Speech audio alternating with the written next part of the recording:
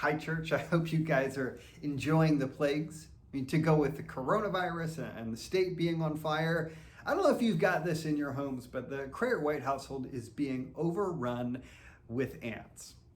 Which all I have to say is, it's better than frogs, right? I don't know how we would deal with that. I'm sure the kids would deal fine. Yeah, loves frogs. But I'd love to hear from you guys in the comment section. Like, what plague do you think is going to be next? Is it going to be an earthquake, locust, hailstorm? Because let's be honest, 2020 isn't done yet. And speaking of things that aren't done yet, we're still in Philippians. Last week, we talked about why the Apostle Paul interrupted his beautiful theological exposition with some travel itineraries. This week, I want to look at the content of what he's saying. So last week is why, this week is what. In chapter 2, verse 19, he says, I hope in the Lord Jesus to send Timothy to you soon, that I also may be cheered when I receive news about you.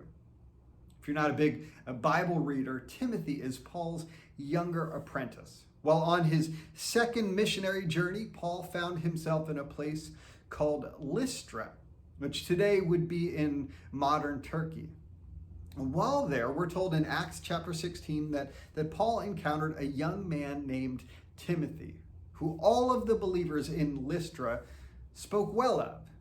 Now, Paul wanted to take Timothy with him because Timothy's mother Eunice was Jewish and his father was Greek, Paul had Timothy circumcised. Now, this was in order that Timothy's mixed lineage would not be a stumbling block when sharing the gospel with Jews. And Timothy became one of Paul's most trusted co-workers. Now, if there was a situation somewhere and the Apostle Paul couldn't go himself, Timothy was the one that he would send. Now, Timothy had been with Paul when they ministered in Macedonia. So the people of Philippi, which happens to be in Macedonia, they were well aware of who Timothy was. They knew Timothy, and that comes through in verse 22. Paul says, Timothy's worth you know. That is, you experienced in our visit how valuable Timothy is to me and to the gospel. And Paul doesn't say, I'm going to send him right away, but I'll send him soon. Because Paul anticipated the results of his trial in the coming days. So as soon as that happened, he was going to send Timothy with news. And I'm kind of getting ahead of myself. That comes from verse 23. Let's dial it back just a couple verses.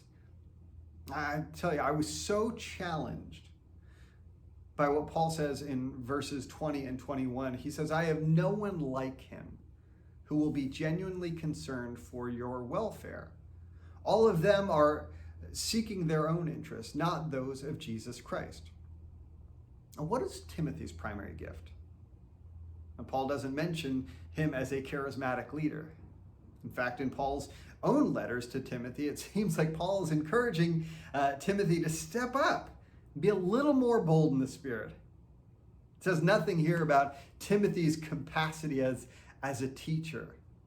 And it says nothing about gathering large audiences or persuasively expounding the gospel, tickling the ears of his listeners. Now, often when we think of powerful Christian influencers in our day, we think of those big personality, charismatic leaders, or those incredibly gifted teachers. And Paul is commending to them Timothy, because he and the Philippians both knew of Timothy's unparalleled, unequaled care for them.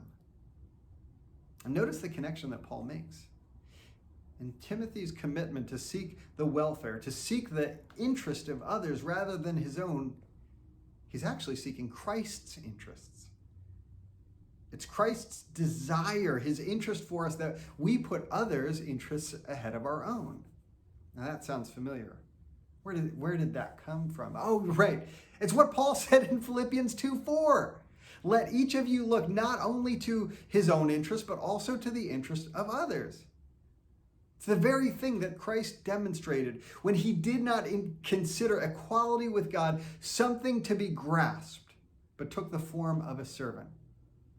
Now, do you see how all of this comes together? And Paul's just coming back to the same theme in a number of different ways. Well, maybe more important than just seeing that. Are you living that? Or at the very least, is your hope and desire that of Christ, to seek the interest of others?